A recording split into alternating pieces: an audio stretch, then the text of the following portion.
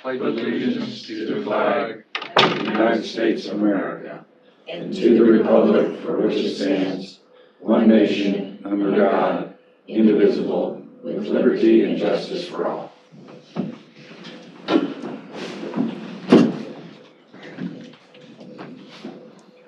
Okay, I'm going to go ahead and call the meeting to order. The first thing on our agenda is the consent agenda. That's the minutes from May 17th. Also move. Second. Okay, we have a motion and a second. All in favor signify by saying aye. Aye. Opposed, same sign. Then we have a receive and file item that is coming off of this agenda. Janet will let us know when it's coming back on. That is the payroll status change for It's for the business manager in the Yeah. jail. Nina Lang. Okay. Awesome. So that's coming off. All right. The first thing on our agenda is Grant Anderson with MAPPA. Is Pete Franks going to be on the call, or are you just acting for him? Or I was under the impression he was, but I can proceed. He sounds like he is. This is Pete here. all right. So this is for discussion decision to approve the Carson Macedonia downtown rehab project change order number 3. Grant, you're up. Okay, yeah, I'll start off. So this is the third and final change order for this. Both grants are ending on May 31, and if there was a extension request, it's not gonna happen. So, but there was a walkthrough last Friday with the architect and the contractor, and the architect was able to finalize a punch list for just the final things that need to be touched up or just shored up before the project's closed out. And this change order is really addressing some things that we've known about for a while, but for different reasons, the contractor and the sub were not able to kind of come to an agreement on allowable costs, but it's really all tied to this large corner building in Carson, the one that's kind of been the big issue for the last several months. And I guess I would defer to Pete on specifics of what the change order is actually for. I don't know if you can hear me. Pete, did you hear that? Yeah. Would you like to you like me to just give a very quick summary of the 3 items that are on here? Yeah, we're looking at it, but go ahead. Okay. The first issue was some additional structural work that came at the direction of our consulting structural engineer the last time that he was on site, and that was after the wall at the lodge had been reconstructed, and there was some tying in of the existing structure to the new materials that, because of the how things were built originally and the rebuild, there were some additional issues that needed to be addressed. I think that's sort of a concealed condition type of issue. So recommend approval on that. The second one has to do with the masonry subcontractor who did the work at the lodge.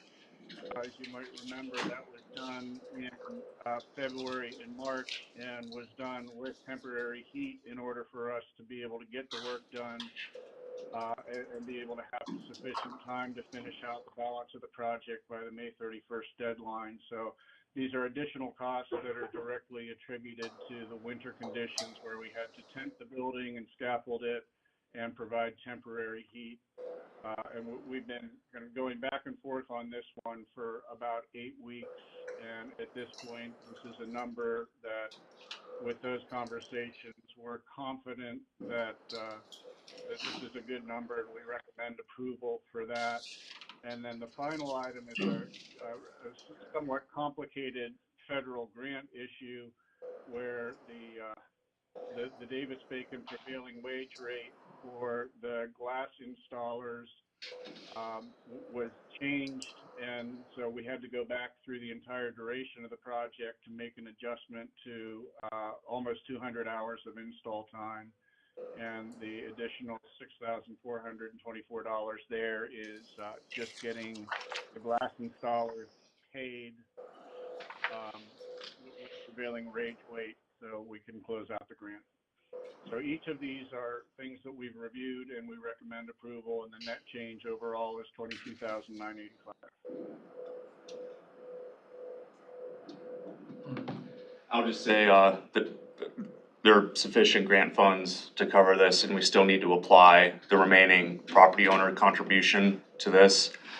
And so, I believe I said last week, you know, the final payout that's gonna include these costs, I would just recommend we just request directly from the grant funds and pay it off that way, so.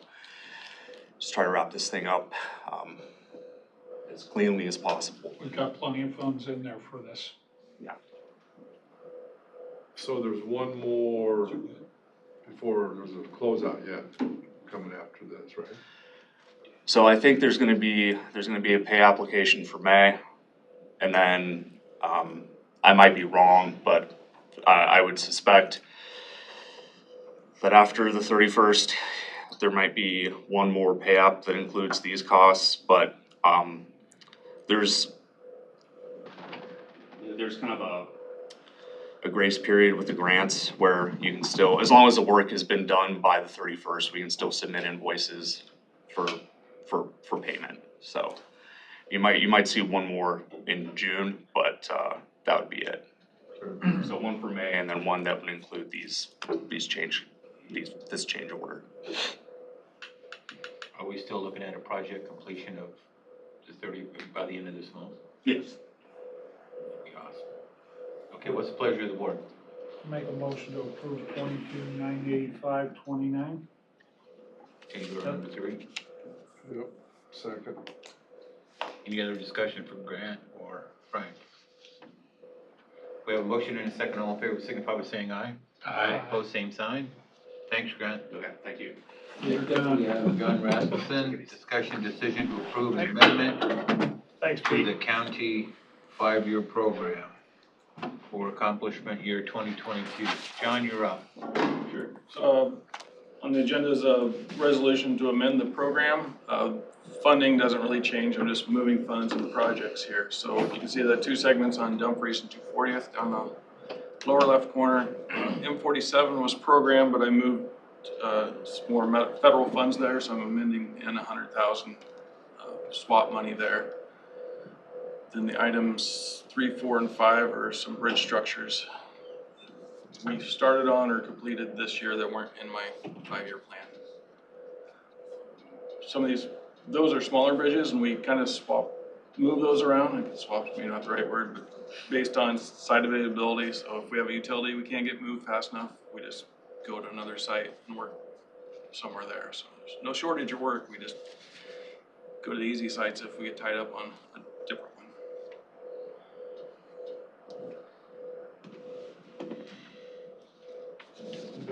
That one that's on Westgate Road over Honey Creek. Where, Yeah, that's ballpark would be, where's that at? that's number 4. Number 4? Oh, okay, so it's way up, yeah. Okay. So we took that one into winter and finished it up this spring. Is that over the interstate? No, it's just south of the interstate. Kind of a segment road there, and it was easy for everybody to go around, so we had to close most of the winter for winter work. Then as soon as it warmed up, we poured the concrete on that one.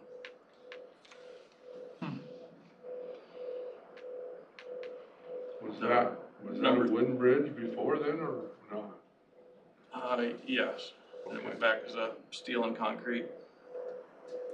And number 3 is a wood bridge there by Neola. We're gonna replace that one with a culvert pipe on that one. Then number 5's gonna be a 80-foot bridge there.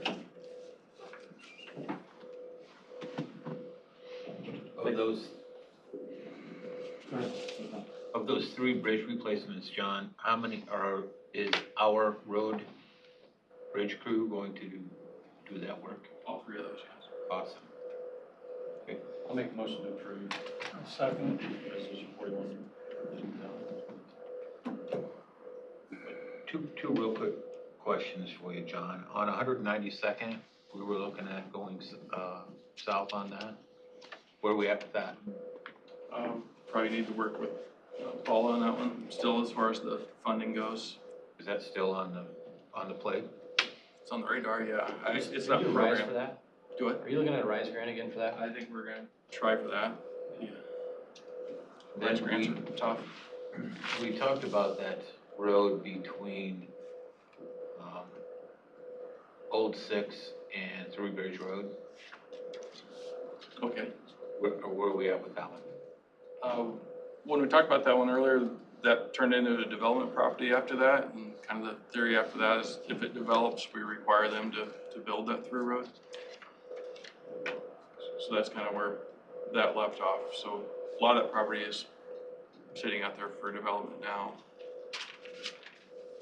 Do we have a cost for that one? Can you feel comfortable giving an estimate? Sure. Okay. What, that pipe that they sent the notice out yesterday on, was that split or cut down the middle where it was washing out the? Yeah, we're doing bridge inspections, so we're finding a lot of these things now. I think that one separated at a joint, and I think I have another one that busted out through the bottom, but the email I got didn't have a location on it, so I was trying to figure that out Okay. too.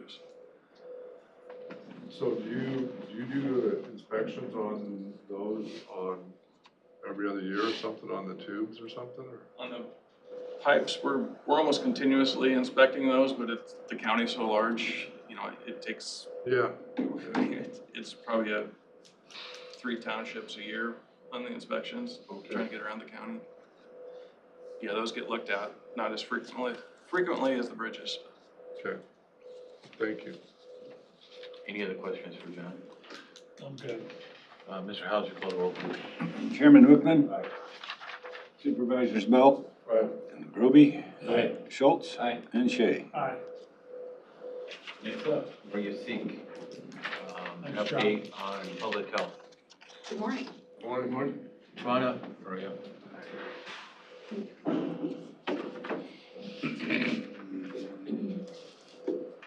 Who's your helper? This is Mallory. She's an intern for public health, and we're working on designing a special project so that we can get more feedback on the population that we're reaching and how we can reach them better. So a couple of pieces with our update. I included some information from WIC. And what I'd like to see in addition to that is that they're working very closely on the formula shortage that's out. IDPH has been very flexible, trying to allow other people just to use more than the standard approved formulas, so that if consumers are shopping at the store trying to find formula, then they can call the WIC office directly and then they can get approval on the spot so that they can purchase a different brand. As far as the iSmile, that's the dental pieces. So for Potawatomi County, they do annual dental audits.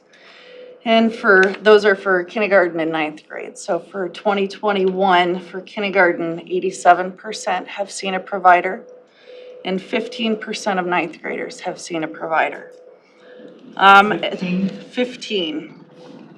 And so Family Inc. does a lot of the work with the iSmile program, and from their report, what they've said is that they believe that the kindergarten numbers being so high is due to the fact that there's an iSmile program. And the iSmile program gets reimbursement from Medicaid for children to see the dentist. So there's also been a provider decrease in Potawatomi County for that. If it's for children under 5-year-olds, there's only 2 offices available or 2 providers available in Pot County. If it's 5 to 18-year-olds, there's only 1 provider available in Pot County, and then 18 plus have to go to Omaha. So it's, and this is for specialized treatment too, but really the problem there is that the Medicaid doesn't provide a good enough reimbursement. So it only reimburses at about 35% of the cost of the dental treatment that they needed.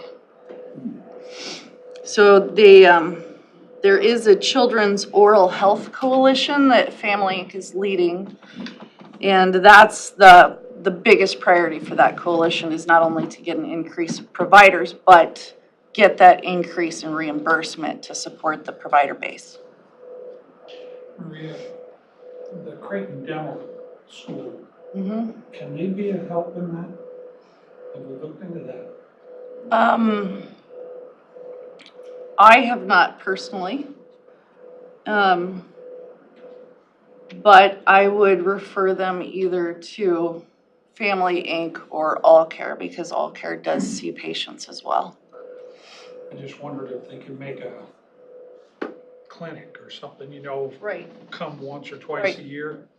Yeah, I'll definitely communicate that with Would you? Family Inc. and see how we can work that out. We, I know they do a lot of different clinics for people to come in. I was wondering that after the public health meeting last time, that someone put that on and I thought that might work really well. I actually have a connection there because we had a job opening that unfortunately didn't work out for this person, but she was a provider at Creighton. So for a dental, Okay, yeah, so that's pretty exciting. So I have a connection I can give her a Okay. call to and see how we can build that up. you keep us informed on that? Yeah, Thanks, will. Maria.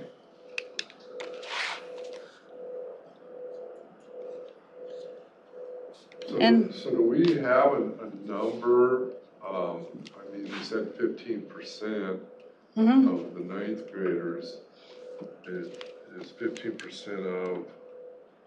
Are you looking for specific schools? Is that what you're No, thinking, or? Just a number, 15% of 300 ninth graders, or, In the county? yeah, that are eligible, I guess, right, that would be eligible? Well, so it's an annual dental audit, so it's for all of the students in the county. So every ninth grader, Yes, has to have seen a provider. only 15% of every ninth grader in the county saw a dentist? Yes, that's what the audit said. Wow, that seems rather low. It does, and I would think that maybe that, there wouldn't necessarily be an annual dental visit in some families.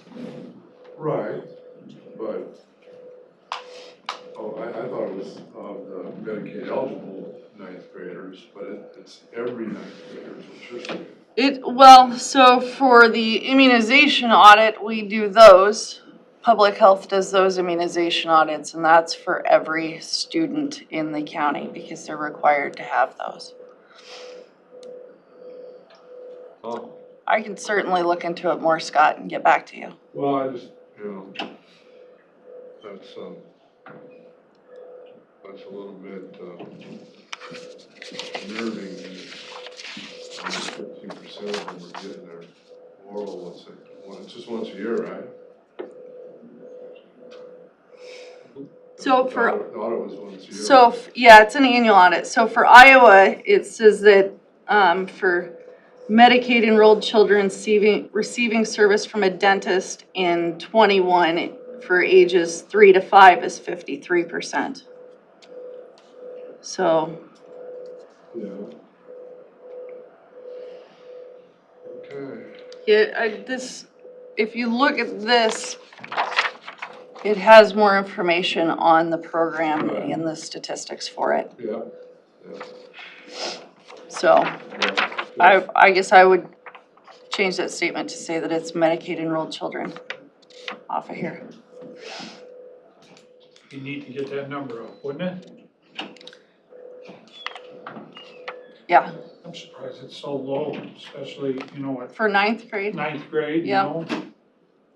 Kids are really social. Do you like the dentist, Brian? I go, Okay, don't anyway. like it, but I go. So for COVID-19, We have seen new positive cases, and these are for people that have never been tested, but they're coinciding nationally. There's typically a 2-week lag behind what's going on the coast and what we're seeing here. But there is an increase of a variant of Omicron. And in April, it was about 26 new cases a week, and at the beginning of May, it was closer to 45 in the last couple of weeks. So there, Is that a very strong variant? not that I am aware of. Okay. So and what we're seeing right now is a slight increase in hospitalizations too. So nothing terribly significant at this point.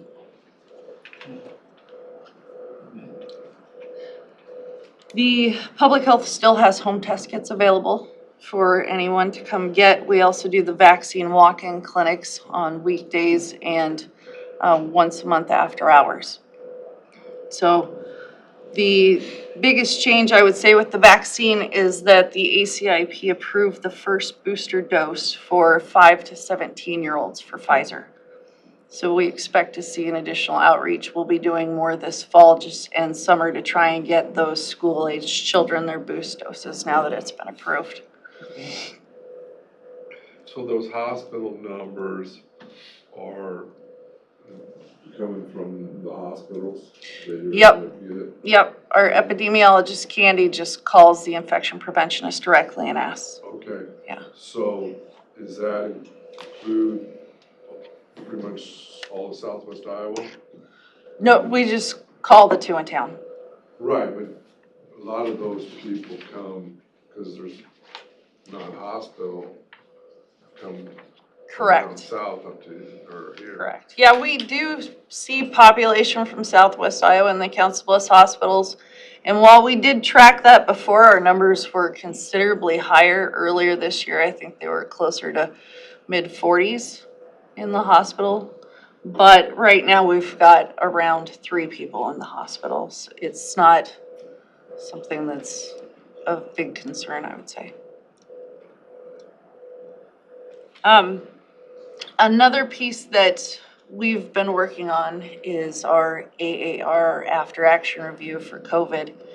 And we've been out interviewing the community partners just to try and get not only how COVID affected them and how they can make things could be better for the next time if something came up, but how the community worked together just to pull that response piece together and make a bigger effort and have a bigger effect on our community. And really, one of the things we've seen was for the mass vaccination clinics. So we pulled that piece out because we had a number of community members and partners and volunteers just walk right up and ask to help. So we pulled that piece out and submitted it for 2 national awards, one through NACO, National Association of Counties, and NACHO, the National Association of County and City Health Officials. So we titled it An Expression of Community because it really fit it the best. And we did receive the NACO award, which is very exciting. That's really neat. You guys have done a heck of a job. Was that the award where you'll get to walk across the stage, or the award where you get your name in the book? It's the award where we get to attend the awards ceremony with everyone else that submitted one. Oh. Yeah. Where's that, like in Hawaii or somewhere? That one's, I think it's Denver. Is that the conference? Adams County. You should sign up and go. You could watch Maria get her name called. Potawatomi County should all be there at the awards dinner. So the NACHO one I'll have more information on, but that one is also an invitation to the conference in Atlanta, Georgia in July, and at their awards ceremony as well. So it's exciting. Congratulations. Yes, Yeah. you guys have done a heck of a job. 2 questions. Oh, I'd like to know if the newspaper's gonna be doing something on this. Yeah, yep, we've Okay. had Brittany submit something and put some Okay. pieces together. make sure it's happening. I'm looking over your shoulder. Send me the press release. Will do. Good. There's timing issues on that. Is it ready to be all released yet? The NACO one, we've had official notification of, so we're going to send that one out. Maria, I know that, the state nurse that was previously working with us retired. Has that position been filled? They have temporarily refilled it with her. So she retired, they filled it, that person left, so they brought her back under a separate contract. And so she's there temporarily just to keep the position moving and keep the work alive until they get it hired. So it is in the process of hiring. The nurse at Iowa Western Community College? Yeah. Still there? You bet. Is that a full-time It year-round is. Yep. position? Awesome. Our vaccination clinics, you said we're doing them once a month outside of daily business hours? At Iowa Western? No, just our vaccination clinic. Oh, yes. Aside from other outreach activities. So we are doing outreach at Iowa Western as well, too. What, are we still utilizing the mobile health clinic? We are building plans on how we can move that further this summer. So we have a grant through, actually not only did we submit for an award through NACO, but we have a grant from them as well. And that is to get that outreach out into the community. And so we have staff working on how we're gonna be working with religious organizations and having additional vaccine clinics in the community, but it would be through that grant. So yes. Okay. But, this last question might be a little uncomfortable, but, have we eliminated all overtime? We have some minimal overtime, but it is not relevant to COVID. It is relevant to staff activities. And recently, the public health clinic, there's been some out-of-town trainings and conferences that people have gone to, and there was more than was available to flex their time. So all staff are aware that they should flex their time as best, and if it's a specific event, then at that point, we can either do comp time or overtime if comp's unavailable. Okay. I've been watching your Facebook page. All of your posts pretty much give the public a place where they can get service, where they can maybe try to find some baby formula and all that good stuff, so I appreciate that too. Thank you. All right, just kind of give us an update where we're at. We still have COVID out there. It's still bothering us a little bit. According to your report, Maria, you said that we're averaging about 5 a day. Now that's lower than it was in March. For COVID. COVID vaccinations? No, COVID Cases. Oh, yeah. That's what's being reported. So the reporting at the state level has really changed since March, because at that point, with the ending of the disaster proclamation, they changed all of their reporting. So there's no more averages or anything else, and we're only getting new positive cases that come in. If you got COVID in 2020 and then you come back and you test again positive, we are not going to get notification of that case. We get notifications only of the new people who have tested positive. Once you're in the COVID system, it doesn't reiterate it to us. You suppose there's a certain number that are going across to the hospitals in Omaha that we're not getting? There has been the whole time. We've had individuals from our county who, that's where they get their medical treatment at. UNMC, was that yesterday, that went back into mask mandates and stuff? One of the hospitals. Yes, I saw that. I don't remember which hospital. Okay, any questions? I know there was some concerns about, some discussion about where we at with COVID and all that good stuff, so she gave us a pretty good update. They got some really good things going. It's pretty obvious, with the, one award that can be, made public and the other one that we hope we'll receive to move forward with. Any questions for Maria? Yeah, I just will comment, I guess. I guess as you get more developments with the mobile clinic, I mean, this has obviously been in the works for a long time. I don't know that the general public knew that, but I think it's important that as you do make developments, that we get that stuff posted as quick as possible, make sure people know where to go, how to do it. If you're going to Avoca, for example, or something, you're gonna do a clinic at the courthouse, I mean, that needs to be known so people can get it. But if you would, make sure that we know too, so we can push it as well. Certainly. Yep. Yeah, any outreach we can get for a better response, we will. Now, we did do that, when COVID was Yeah, hot and heavy, yeah, we were out vaccine, there, yeah. so, I appreciate that too. Any other questions? Maria, thank you so much for popping in. That was nice, thank you. Thanks a lot. Next up, Jana Level, HR Director. Thanks, Matt. Anybody else joining you today, Jana? I have some team members from Lockton who are going to join by phone. Anybody from Lockton on the phone? Page 30. Hi, Brittany is on. Hi, Brittany. Hi, how are you? Discussion decision to approve Lockton Consulting Agreement for June of 22 to May of 23. Jana, you're up. The agreement is actually the same as last year. There are no price changes for the agreement. So the minimum annual fee that we pay to Lockton is $11,825. If we go over 220 participants, then they charge us $53.75 for each participant over that. Today, we have approximately 205 employees that are a part of the wellness program. So we have a little room before we hit that 220. And then if any additional members want to do health coaching, it's $107.50. So the prices have not changed from last contract. Otherwise, the contract is the same as last year. Is the employees that are participating in the wellness program, is that stay pretty consistent? It does stay pretty consistent. The Wellness Committee does have some goals to increase that, but it has stayed pretty consistent.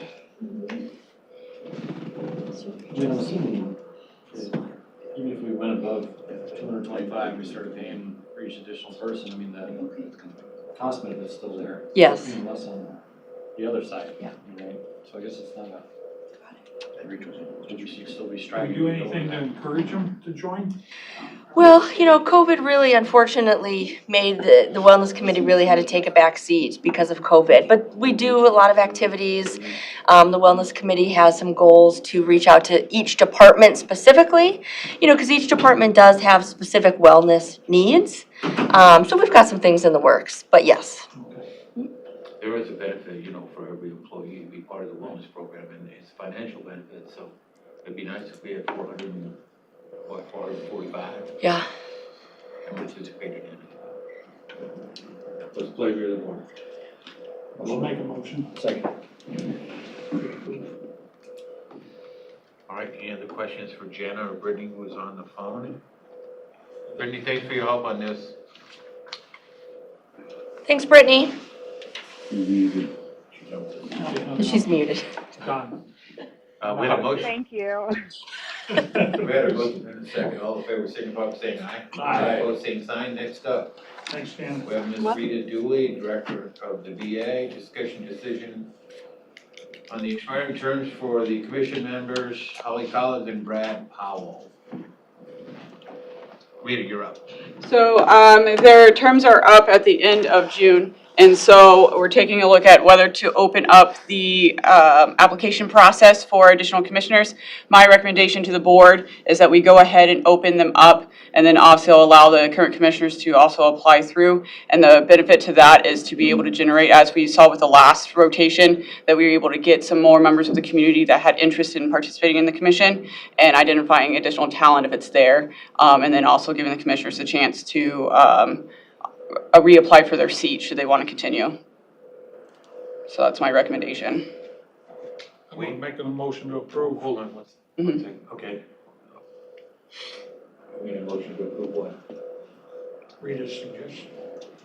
Which is Oh, not appoint anyone? No. To open up for applications. For applications. Okay. I mean, I'll second it for discussion.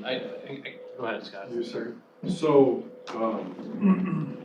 Brad is fulfilling somebody else's term, is that So correct? he moved in as an ex officio into a spot from a resignation, which that term is up and complete. He was not approved into as a official commissioner during his term. Okay, so, how long ago did he do that? That hasn't been a year, has it? He's only been sitting in that seat, just fulfilling basically as a like interim Right. for the for about 6-8 months. Isn't that, that's what I'm saying, I didn't think so. So, but he's a voting member now, and he's filling that seat. Correct. Okay.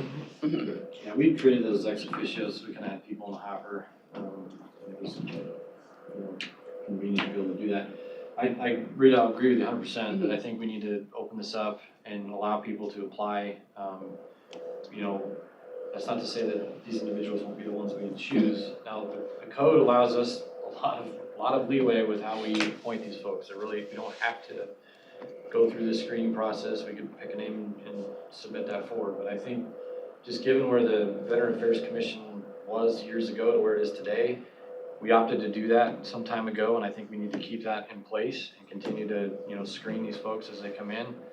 And, there may be some candidates out there that are new, that moved here to this community, that want to get on the board that we don't even know about. And I think if we just get in the habit of just, reappointing people without actually looking, we don't have the ability to know that. So I don't think, I do believe that both these individuals have done a great job, and I have nothing negative whatsoever to say, and you're on the top of my list as of right now. But I think we need to open it back up. So, just so that, I'm clear on this, these are set up already as rotating, spots, aren't they? Correct. There's 2, 3. So- Right. 202 people. So they're offset. So there's 2 up for term currently, and then I believe there'll be 3 up for term next year. Next time. Mm-hmm. Okay. And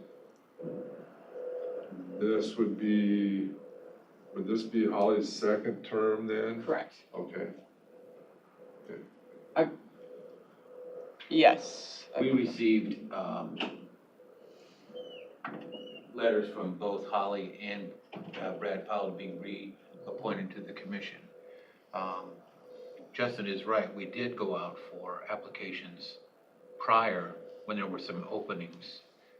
We can choose to reappoint these 2 or not reappoint them and go back out for applications. In my personal opinion, I like the direction that the VA Commission is going. I think the 2 individuals that we have on there currently are doing a tremendous job, and I would like to see them reappointed. If the board decides they want to move forward and put out that application process for ex officio commission members, I'm okay with that. But I think that making them reapply and for the position they currently hold, I'm not in favor of moving in that direction. So Brian, you have a motion I do, because to go back out for the application process. I think about every appointed board has to be reappointed or reapply about every 2 to 3 years, 4 years, whatever. And I'm in favor of it. Okay. And if they get reappointed, however the process, then so be it, and that's good. Okay. But it does open it up for other people. I'm gonna leave my motion. My only comment, I 100% agree with what Brian said. I just think that to put in the consistency that we put in place years ago, I think we need to keep doing it that way. I think we need to have these applications go through. We may not get any applications, and these may be the ones we just say, yep, we're going, let's move forward. But I just think it's important that the veterans community, we're almost at 10% of the community's veterans, almost. So when you think about that, it's a lot of people out there, and I want to make sure we give ample opportunities for people to be able to. Yeah, and from my understanding, if we do the, 8%. yeah. If we do the, from my understanding, with the board, if we submit for applications, even, so if we have a minimal amount of applications, I believe the board can select from that without having to open up an interview process as well. So, so that way it's, you still get it, but we get to see what is out in the community and maybe generate interest in participation of the commission and the veteran leadership. But at the same time, because there's a benefit in longevity and having somebody stay on the board, but there's also a benefit in just seeing if there's anybody else that's interested in it and seeing if there's any new ideas that come through it without falling to the pitfall of this is how we've always done it type of situation. I agree with you, Rita. So how many ex officios do you have now? We currently have 0 ex officios. We don't have any now. Yeah, we had 2 ex officios, and then upon the resignation earlier last year, then those ex officio started acting. The board had voted previously that David would automatically follow in because it was known that one of the commissioners was going to resign and not reapply. So he was already voted in by the board to carry into the next term, essentially.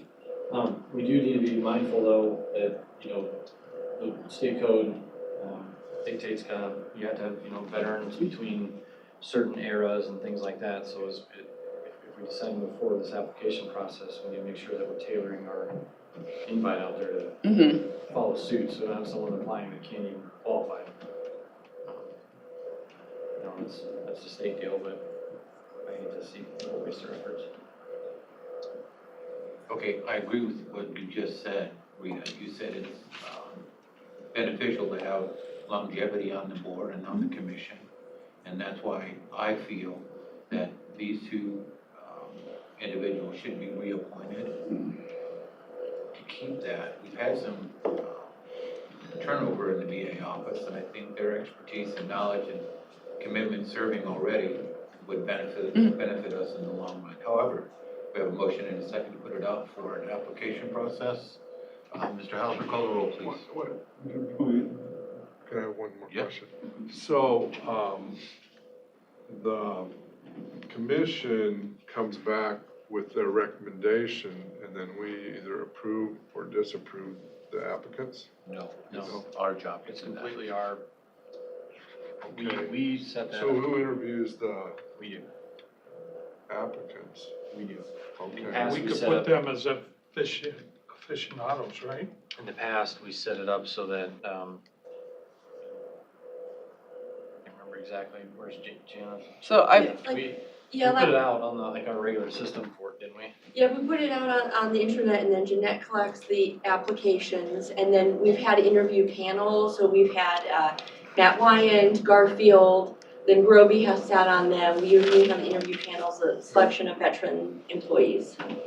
So we have nobody in the queue right now. How many, is We really ought to look at filling all bylaws set 4 of up for those. how many ex officios? As many as we want. We're not. We that's a totally accounting thing. That's us? Yeah, we designed that. That's not Okay. a state code thing. It was just our opportunity to put people in the hopper so that if we had resignations or people move or whatever, that we have people we can just put right in there and keep the ball moving. Okay, And the nice thing is they're involved. They get to be a participant in discussions, but they just don't have the decision making. right. So I mean, That's important. I think even with these applications, I think we need to fill those spots too while we're at it. I mean, you're gonna get more than likely you'll get the applicants for that too. Okay, thank you. Okay, Mr. Hauser, call the roll, please. Okay, Chairman Rublin, Nay. Supervisors Belt, Aye. Shea, Aye. Groby. Aye. And Schultz. Aye. Okay. Rita, thanks. thank you. Appreciate it. Moving on. Next up, we have public comment. The board will now allow up to 30 minutes for comments from the public. The board will call speakers to the podium in the order in which they have signed up on the form provided. Each speaker is limited to no more than 2 minutes for speaking, must speak from the podium, and must first state his or her name for the record and address. Comments should be directed to the board as a whole and should refrain from personal attacks or from addressing individual employees or citizens. Comments should also be limited to one topic. Detailed information about the public comment policy is available upon request. So do we have anyone that's? No one signed up. No one signed up. Okay. No comment? We do need more dentists, though. That's true.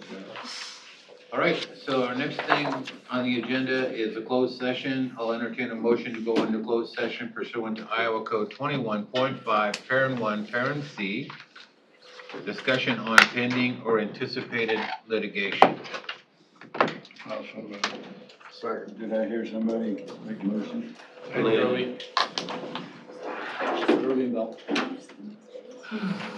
So, Mr. Hauser, you call the roll, please. Chairman Wickman, Aye. Supervisor Shea, Aye. Belt, Aye. Groby, and Schultz. Did you want to go on the neighborhood? Yeah, I was